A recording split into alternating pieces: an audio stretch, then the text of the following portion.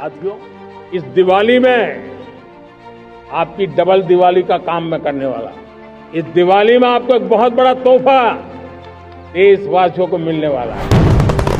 नमस्कार दोस्तों, 15 अगस्त के अपने स्वतंत्रता दिवस के भाषण में नरेंद्र मोदी ने जब ये घोषणा करी थी तो किसी को ये अंदाजा नहीं था कि मोदी सरकार दिवाली से लगभग 1 महीने पहले देशवासियों को दिवाली का इतना बड़ा तोहफा दे देगी। 22 सितंबर से जीएसटी के नए रेट्स लागू होंगे और विश्वास मानिए, हमारे आपके जरूरत के जो सामान हैं उनमें से लगभग 99% सामानों के जो रेट हैं वो अब कम हो जाएंगे। 2017 में जब जीएसटी लागू की गई थी तो जीएसटी लागू करने का उद्देश्य था कि एक देश में एक कर का प्रावधान हो, यानी वन नेशन वन टैक्स, जिससे व्यापारियों को पूरे देश में व्यापार करने में आसानी हो और उपभोक्ताओं को भी सामान सस्ते दरों पर मिले और पूरे देश में एक सामान का लगभग एक ही रेट रहे। लेकिन मल्टीपल स्लैब्स की वजह से जीएसटी अपने इस उद्देश्य को पूरा नहीं कर पा रहा था। जीएसटी में मल्टीपल स्लैब्स होने की वजह से व्यापारियों को व्यापार करने में आसानी तो नहीं हुई, लेकिन कर के झंझटों में व्यापारी और भी ज्यादा उलझते नजर आए और जीएसटी लागू होने का फायदा उपभोक्ताओं को भी मिलता हुआ नहीं दिख रहा था।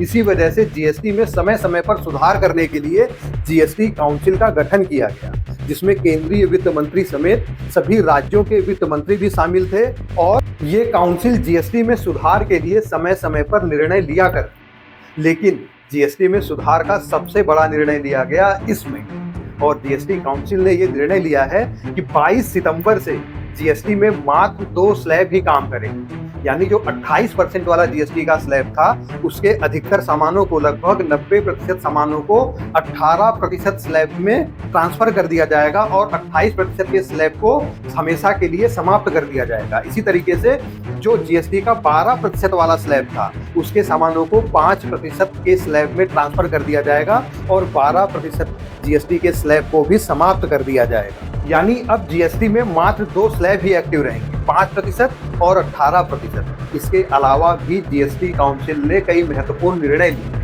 जैसे जो पर्सनल बीमा होती है, पर्सनल इंश्योरेंस है और हेल्थ इंश्योरेंस है, अब उसके ऊपर कोई भी जीएसटी नहीं लगेगी, यानी उनके ऊपर 0% की जीएसटी लगेगी। इसके अलावा लगभग 33 ऐसी जीवन रक्षक दवाइयां हैं कैंसर और डायबिटीज से रिलेटेड, जिनके ऊपर अब कोई जीएसटी नहीं लगेगी, यानी स्वास्थ्य की सेवाएं अब सस्ती होंगी। किसान खेती करने के लिए जिन उपकरणों का प्रयोग करते हैं उन पर भी अब जीएसटी रेट को कम कर दिया गया है।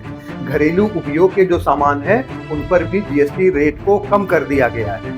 स्टेशनरी के सामान, यानी शिक्षा से जुड़े हुए जो सामान है उस पर से जीएसटी को हटा ही दिया गया है, यानी स्टेशनरी के सामानों पर अब 0% जीएसटी लगेगी। ऑटोमोबाइल सेक्टर में भी जीएसटी से राहत दिया गया है, यानी शिक्षा, स्वास्थ्य, घरेलू उपयोग, हर तरीके के सामानों पर, हर तरीके की सेवाओं पर अब जीएसटी करों में राहत की घोषणा की गई। मोदी 3.0 में मध्यम वर्ग का विशेष ध्यान रखा गया है।